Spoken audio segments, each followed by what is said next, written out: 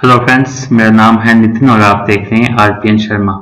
जैसे कि आपको पता है, हम कर रहे थे इरिगेशन इंजीनियरिंग के एमसीक्यू कर रहे थे, जिसमें हमने 18 एमसीक्यू कंप्लीट कर लिए थे। आज हम 19th एमसीक्यू देखेंगे। ये है for complete growth of crop total depth of water called. Complete crop की ग्रोथ के लिए हमें जो total depth of water required होता है उसे हम क्या बोलते हैं। ठीक है, तो अगर हम बात करें डेल्टा की, ठीक है, डेल्टा होता है total depth of water required.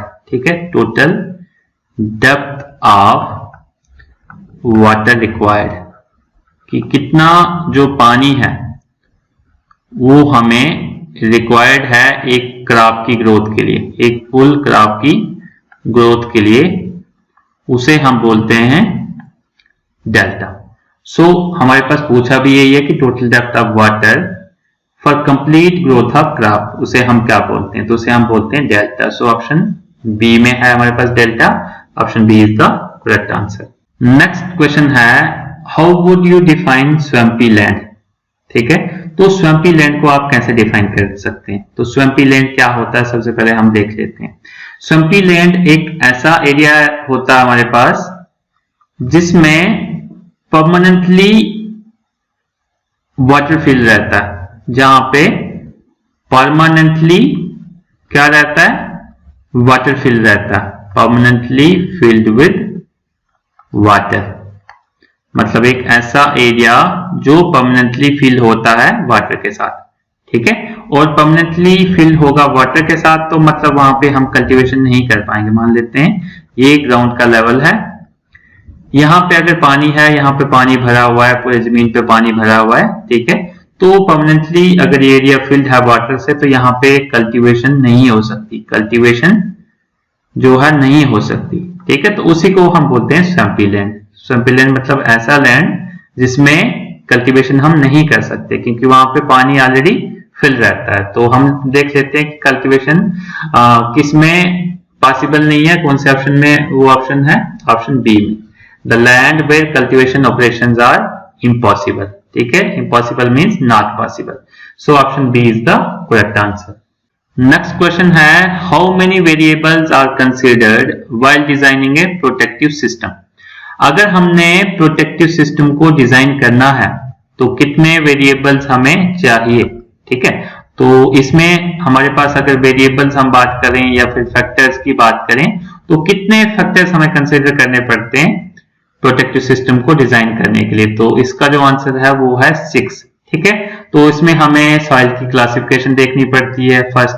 ठीक है, सेकंड हमें इसमें देखना पड़ता है डेप्थ ऑफ कट। थर्ड इसमें देखना पड़ता है हमें the water content of the soil.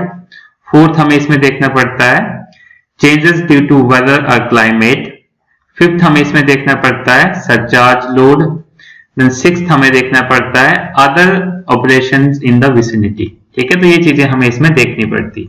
Next question है the time taken between sowing and harvesting of crop. ठीक है, तो सोइंग से लेके हार्वेस्टिंग तक का जो टाइम होता है उसे हम क्या कहते हैं। ठीक है, तो मैंने एक कंसेप्ट आपको बताया था इस तरीके का, यहाँ पे 1 वीक का टाइम और यहाँ पे हम कर रहे हैं सोइंग। ठीक है, सबसे पहले तो हमने जमीन को पानी दिया, फर्स्ट वाटरिंग करने के 7 दिन बाद हमने सोइंग कर ली, फिर हम पानी देते गए, 1 वीक के बाद फिर हम पानी देते गए, फिर पानी देते गए, और हमने यहाँ पे लास्ट वाटरिंग करी। क्रॉप को काटने से पहले हमने लास्ट टाइम पे यहाँ पे पानी दिया, और फिर 3 से 4 वीक के बाद हमने क्या करा, फसल को काटा, यानी हार्वेस्टिंग करी उसकी फसल की। ठीक है, तो जो सोइंग से लेके हार्वेस्टिंग तक का टाइम था उसे हम कहते हैं क्रॉप पीरियड, और जो फर्स्ट वाटरिंग से लेके लास्ट वाटरिंग तक का टाइम था उसे हम बोलते हैं बेस पीरियड। ठीक है, और सीजन पीरियड किसको बोलते हैं, जो सीजन के हिसाब से पीरियड आता है, जैसे समर सीजन में जो पीरियड आता है, विंटर में आता है, उसे हम बोलते हैं सीजन पीरियड। तो हमने देख लिया सीजन पीरियड भी आपको समझ आ गया, क्रॉप भी आ गया, बेस भी आ गया। और कोर पीरियड क्या होता है, कोर मतलब जब फसल कुछ सेंटीमीटर तक ग्रो करती है, ठीक है, तो उसमें जो हम वाटरिंग प्रोवाइड करते हैं उसे हम बोलते हैं कोर पीरियड, ठीक है। तो लेकिन हमसे पूछा गया है कि वो टाइम बताना है सोइंग से लेके हार्वेस्टिंग तक का टाइम। तो सोइंग से हार्वेस्टिंग तक का टाइम मैंने आपको बता दिया कि क्या होता है, क्रॉप पीरियड। क्रॉप पीरियड कौन से ऑप्शन में है, ऑप्शन सी में। So option C is the correct answer. Next question है डिटरमाइन द डिस्ट्रीब्यूशन एफिशिएंसी।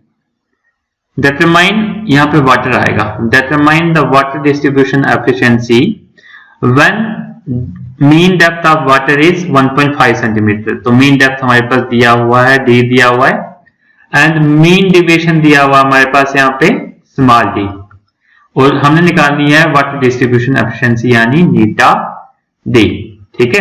तो हमारे पास फार्मूला होता है नीटा डी का 1 minus D by capital D into 100। ये हमारे पास फार्मूला है, ये आपको रिमेंबर करना है। अगर इसकी हम वैल्यू रखेंगे यहाँ पे आएगा 1 माइनस डी आएगा 0.1 डिवाइडेड बाय 1.5 इंटू 100, ठीक है। जैसे आप इसको सॉल्व करेंगे इसकी वैल्यू आएगी 93.33%, ठीक है। अप्रोक्सीमेटली हम इसको लिख सकते हैं 93%, ठीक है। तो अगर हम ऑप्शंस में देखें 93% कौन से ऑप्शन में है, ऑप्शन डी में। So option D is the correct answer. Next question है measurement of intensity of rainfall. Rainfall की इंटेंसिटी हमें निकालनी है, ठीक है। तो वो कौन से इंस्ट्रूमेंट से हम मेजर करते हैं, तो इनमें से हम इंस्ट्रूमेंट के यूज देख लेते हैं। सबसे पहले तो हाइड्रोमीटर है। हाइड्रोमीटर से हम फाइंड करते हैं डेंसिटी आर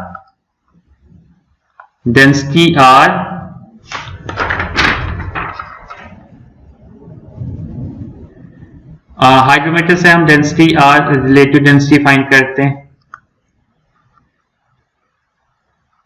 कंटिन्यूस रिकॉर्डिंग गाज मतलब रेन गाज, इससे हम फाइंड करते हैं रेनफॉल की इंटेंसिटी। सिस्मोमीटर से हम फाइंड करते हैं सिस्मिक वेव्स, यानी जो अर्थक्वेक में जो वेव्स आती हैं उसे हम सिस्मिक वेव्स बोलते हैं। देन अनेमोमीटर से हम मेजर करते हैं विंड की स्पीड और विंड की डायरेक्शन, विंड की स्पीड एंड विंड की डायरेक्शन हम मेजर करते हैं, ठीक है। तो अगर हम इसमें बात करें कंटिन्यूस रिकॉर्डिंग गाज में, तो इसमें हमारे पास गाजेस होते हैं, एक रिकॉर्डिंग रेन गाज होता है, रिकॉर्डिंग रेन गाज, और दूसरा होता है नॉन रिकॉर्डिंग रेन गाज, नॉन रिकॉर्डिंग रेन गाज,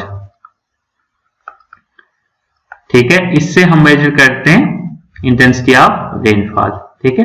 आई होप यहां तक आपको सभी चीजें क्लियर हो गई होंगी। फिर भी कोई डाउट हो आप कमेंट सेक्शन में पूछ सकते हैं। तो इसका जो आंसर आएगा बी आएगा, कंटिन्यूअस रिकॉर्डिंग गाज, ठीक है।